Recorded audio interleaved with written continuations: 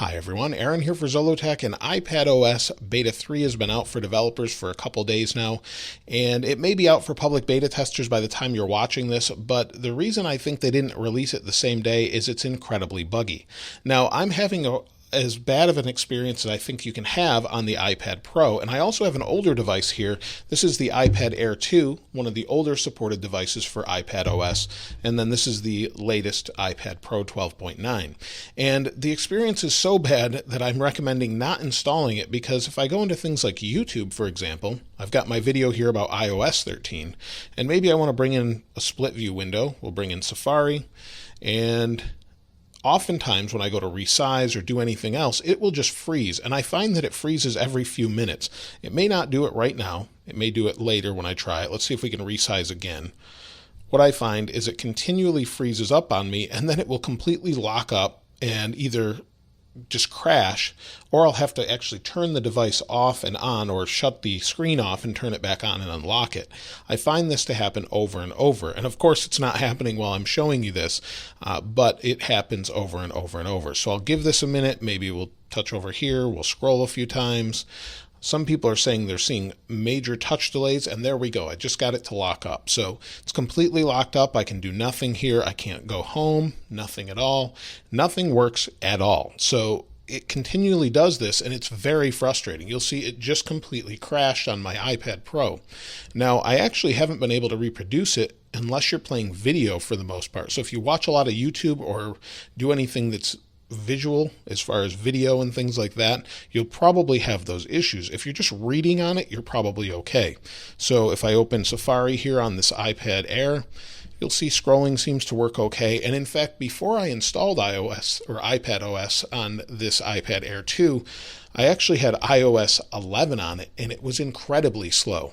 But now that I've got iPad OS on it, it's so much faster. It's so much better to use. So I can't wait for this to come out to the public, because I think for most people that have older iPads, this will be a much better experience. It should be a lot faster.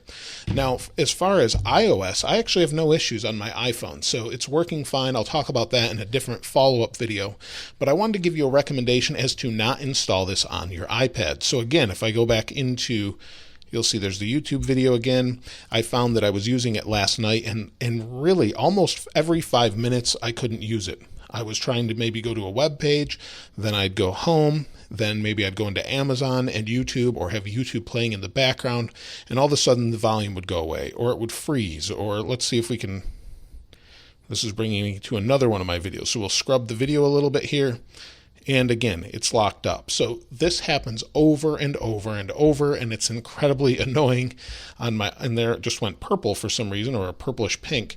And so you'll see the experience is not so great. So if you're not on the beta, avoid it for now. If you're on the beta, maybe wait a little bit and see what's going on. That's my recommendation for that. I really can't say much more about it, because I actually love this iPad and iPad OS, but iPad is actually the computer or the device I use the most when I'm not editing video. So I use this all the time, and it's incredibly frustrating. If we go into settings, you'll see battery life here. Battery is not so great for me, and you'll see it says 2 hours and 3 minutes. And that's only with about 50% left. So I am not getting great battery life at all. Right here, I got 13 hours, but it was plugged in. So that doesn't really count. If we go here, 4 hours. So I'm not getting a whole lot of battery life. I might get 6 hours of battery and then have to charge it. And I find it very, very annoying to use, and I can't wait until the next version comes out. If beta 4, the developer beta 4, is this bad, I'll probably just go back to iOS 12 for a little while on the iPad just so I can use it. But let me know your experience in the comments below. Of course, I'll link this wallpaper in the description, as I always do. And let me know if you're using an iPad and which iPad you're using. I'd love to hear what you have to say. If you haven't subscribed already, please subscribe and hit that notification bell if you'd like to get videos as soon as they're released. If you enjoyed this video, please give it a like. As always, thanks for watching. This is Aaron. I'll see you next time.